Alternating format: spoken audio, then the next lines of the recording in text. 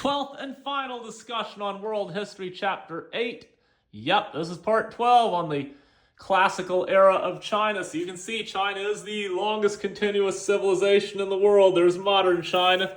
You go all the way back from chapter 5, we talked about the first dynasties, the Shah and the Shang and the Zhou. And then chapter 8 picked up in the Axial Age, which is the rise of all these religions around the world, and China was no exception to those philosophies, Confucianism, Taoism, and legalism. And finally, in 221 BCE, the Qin dynasty returns centralized rule to China, but they fall in 207 BCE and are replaced in 206 BCE with the Han dynasty. Classical China. Wang Mang's not in here, but the Han's last, not on this map, but 9 to 23 CE, but the Han's last from 206 BCE to 220 CE, and that's where this chapter ends with the fall of the Han dynasty. When we get to chapter 12 on the Silk Roads, we'll talk about this period. I don't think we're going to discuss any of these dynasties, but China's kind of in another warring states period for a couple hundred years until 589 CE, when the Sui dynasty takes over.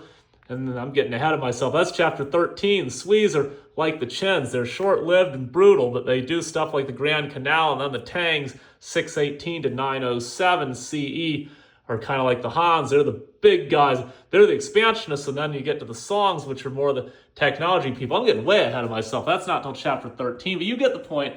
Classical China. So we're in the classical world of antiquity. And that was what chapter 8 was all about. Classical China. We're going to have some fun with the maps, even though, again, it's very simple because China is China, but there's modern China.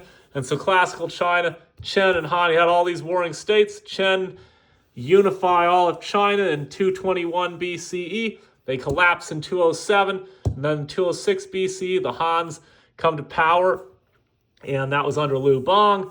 And then Han Wudai, the Martial Emperor, conquers the Xiongnu. And you can see the Aral Sea is up here and the Yellow Sea here, and all of this area up around like Mongolia and Kazakhstan and all that. This was the Xiongnu Confederation, and they were constantly mounting raids on the Han Empire in China, and the Hans pacify the Xiongnu, which is amazing because it really opens the Silk Roads out, pacifying all these lands to like what's now Afghanistan, then Bactria, Iran, which was then first the Seleucid and then the Parthian Empire. That was the previous chapter.